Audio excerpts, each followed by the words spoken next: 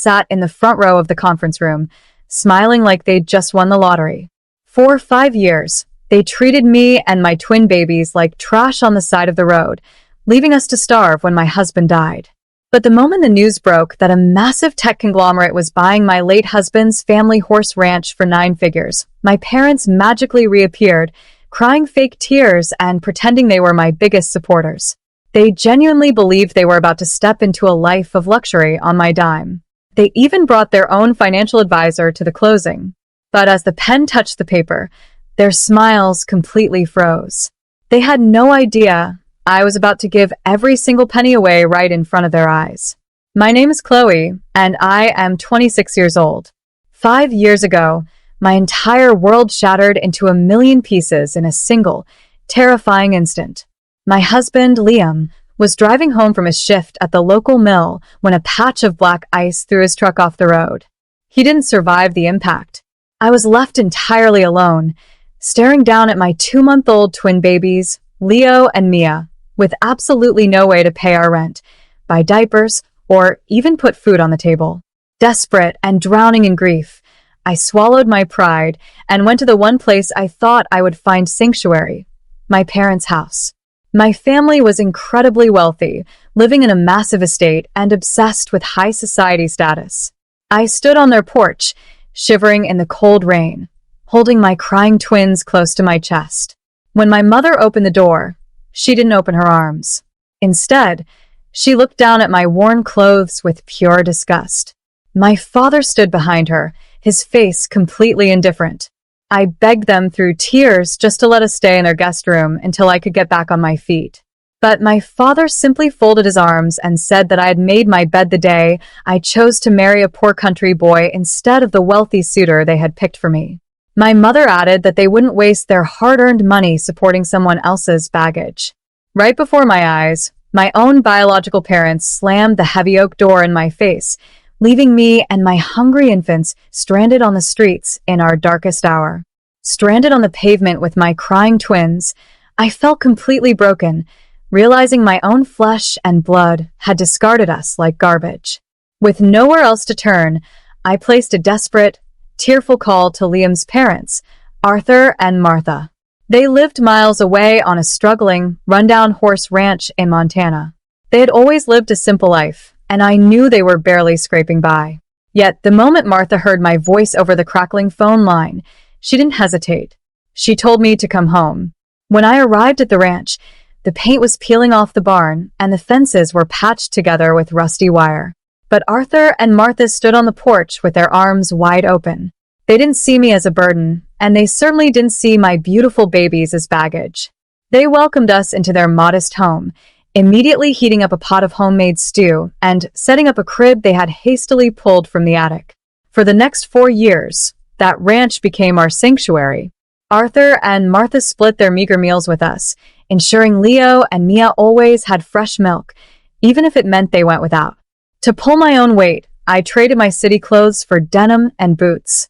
I woke up at 4 every morning to learn the brutal, exhausting physical labor of running a horse ranch. I shoveled heavy manure, mended endless lines of broken fences, and learned how to break and train horses. The work was grueling, and my hands were constantly covered in blisters and dirt, but it saved my soul. I wasn't just surviving anymore. With the love of my in-laws, I was building a real future. Just as we finally found our footing, tragedy struck the ranch once again. Arthur's tired heart gave out one quiet evening, leaving Martha and me devastated. He had been the backbone of this land, but before he passed, he left a final surprise. He had changed his will, leaving the entire ranch solely to me, stating that I had proven my love for the land and the family. Martha smiled through her tears, completely supporting his choice. But running the property without Arthur was financially draining, and the bills began piling up faster than we could pay them. Then, everything changed on a scorching Tuesday afternoon. A fleet of sleek, black corporate SUVs pulled down our dusty driveway, completely out of place against our weathered barn. A group of official corporate surveyors emerged, carrying advanced equipment and official-looking documents. They weren't interested in the horses or the old house. They were interested in what lay deep beneath our boots. After a week of intense soil testing and drilling, the head executive called me into the kitchen. He revealed that our rundown horse ranch sat directly on top of one of the largest, highest-grade lithium deposits ever discovered in North America. This specific mineral was highly unique and absolutely crucial for next-generation electric vehicle batteries. The tech conglomerate didn't want to negotiate. They wanted the land immediately. Right there on our worn wooden kitchen table, they laid out an official contract with a jaw-dropping buyout offer of exactly $100 million. I stared at the nine-figure number, my hands shaking as I realized our days of struggling to survive were officially over. The news of the incredible $100 million buyout spread like wildfire, hitting the local newspapers and quickly going viral across the internet. I expected reporters, but I never expected the two ghosts who pulled up to our weathered ranch gates the very next morning. A sleek, brand new luxury car parked in the dust, and out stepped my biological parents, looking as immaculate and wealthy as ever. For 5 long years, they hadn't called, sent a single dollar, or checked to see if their twin grandchildren were dead or alive. Yet here they were, walking onto my porch with their arms wide open. My mother immediately burst into a theatrical display of tears, throwing her arms around me and sobbing about how much she had missed her beautiful daughter. My father stood right beside her, nodding with a look of intense pride. He looked out over the fields and claimed that turning me away 5 years ago had actually been a deliberate, loving test of my strength. He proudly said they always knew I would achieve greatness, and now that the test was over, they were fully ready to put the past behind us and be a real family again. It was a stomach-turning performance.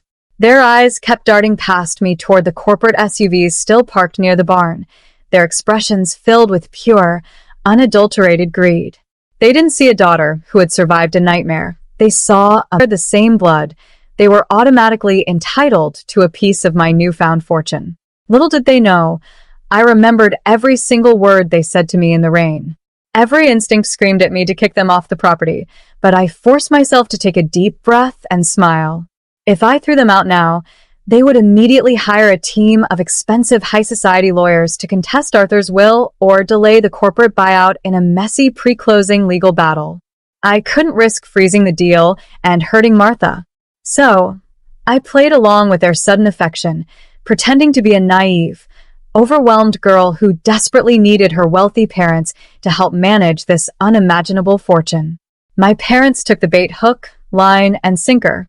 Within 48 hours, they had completely taken charge of the closing arrangements, acting as if the $100 million was already theirs. When the day of the official contract signing arrived, they walked into the attorney's office, looking like royalty. My mother brought glossy luxury real estate brochures, loudly whispering about the massive beachside mansions we were going to buy in California. My father even brought his personal financial advisor to the table, confidently preparing to dictate how my 9-figure payout would be invested and distributed. They sat at the mahogany table, smirking with absolute certainty, completely convinced that they had successfully manipulated the grieving widow and were about to control every single penny. The final closing meeting began, and the atmosphere in the room was thick with anticipation. The corporate attorneys laid out the official contract, a thick stack of papers detailing the transfer of the land in exchange for the $100 million. My parents leaned forward in their chairs, their eyes practically glowing with greed as they watched the documents slide across the polished mahogany table toward me. But before I could even pick up the pen, I turned to the closing attorney and requested that he introduce the ironclad, pre-drafted legal amendment we had finalized the afternoon before. I calmly announced to the room that I was legally transferring the entire $100 million payout directly into an unassailable, private, irrevocable trust. Hearing this, my mother and father exchanged a gleeful, victorious look across the table. They instantly assumed that this trust was a clever tax shelter I had created for the family, a financial vault meant specifically to protect the fortune they were planning to spend. They even nodded approvingly at their financial advisor, completely satisfied with my decision. They genuinely believed that their manipulation had worked flawlessly and that the money was now safely within their grasp. They kept smiling, completely unaware of the trap. The closing attorney cleared his throat and began reading the final terms of the trust aloud. The room went dead silent as his voice echoed off the walls. He clearly stated that I was keeping absolutely nothing for myself, and that my biological parents were explicitly and permanently barred from ever touching a single cent of his fortune. The sole, absolute beneficiary of the entire $100 million trust was my mother-in-law, Martha, ensuring she and my twins would live in absolute luxury forever. My parents' faces instantly froze in pure, unadulterated shock.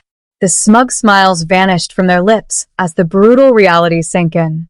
My mother gasped for air, and my father stood up so fast his chair flipped backward, his face twisted in absolute rage. Without saying a word, I scooped up Leo and Mia, turned my back on them forever, and walked out